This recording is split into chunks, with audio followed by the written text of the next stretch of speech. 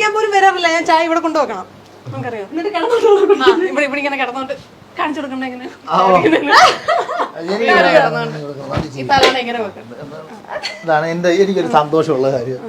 തലാണ് എല്ലാം ഇവിടെ ഇങ്ങനെ വെച്ചിട്ട് ഇവിടെ ഇങ്ങനെ കിടന്നോണ്ട് ഈ ഒരു ചായ ഇങ്ങനെ കുടിക്കും. പൊസിഷൻ ഇതാണ്. ലക്ഷ്മി വെള്ളം, ഒരു തുള്ളി വെള്ളം. ടിവി കൂടെ വെച്ച സ്ഥിതിക്ക് ഇനി ഇവിടെ വേറൊരു പ്രോഗ്രാമിന് നമ്മൾ പോയപ്പോ, നമ്മളല്ല നിങ്ങൾ രണ്ടുപേരും കൂടി പോയപ്പം അവിടെ അഖിലേട്ടന് കിട്ടിയ ഒരു കടി കാണിച്ചാൽ ഇന്ന് ചേച്ചിയുടെ കരുതലാണ് ഒരു പാടുള്ളത്. ഞാൻ ആ മേക്കപ്പ് ഇട്ട് കൊടുത്തേ. പിന്നെ ഇത് ഒരു ഗസ്റ്റ് റൂമാ, ഇതിനകത്ത് ആൾക്കാരുണ്ടോ?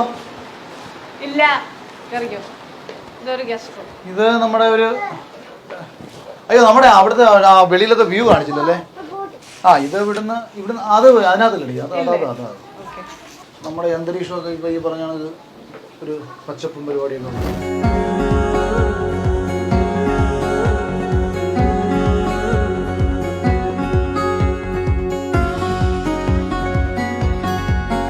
പ്രകൃതി എന്ന് പറഞ്ഞപ്പോൾ പ്രകൃതി പ്രാർത്ഥന ആ ഒരു പേരിന് ഞാനത് ചോദിക്കാണ് റാൻഡംലി.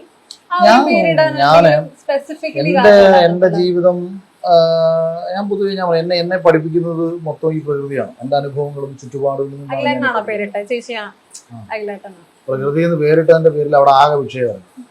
നിനക്കറിയാവോ ആങ്കൊച്ചാണെങ്കിൽ മനുഷ്യൻ എന്ന് പേരിടായിരുന്നു.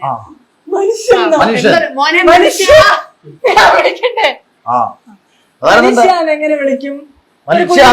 മനുഷ്യെന്ന് വിളിച്ചേ. അല്ല, നീ മനുഷ്യെന്ന് വിളിച്ചേ. അത്രേ ഉള്ളൂ.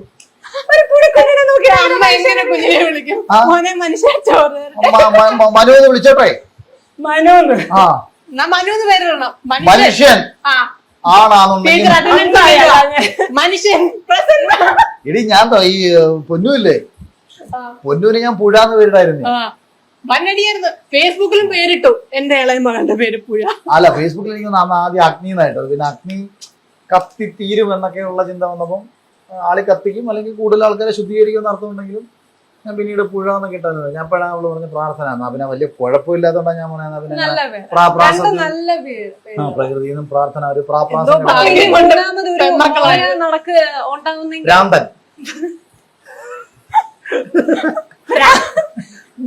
പ്രാപ്രാസം വേണ്ടേ? മൂന്നാമത് എന്തായാലും ഉണ്ടാവും. പ്രകൃതി, പ്രാർത്ഥന, പ്രാന്തൻ. 5 വേണോന്നാ ചേച്ചി പറഞ്ഞത്. 5 പിള്ളേര്. 5 അല്ല, മൂന്നാമത് എന്തായാലും കാണും. പിള്ളേരെ ഉണ്ടാക്കി കൊടുക്കുന്ന മെഷീനാണല്ലോ ഞാൻ.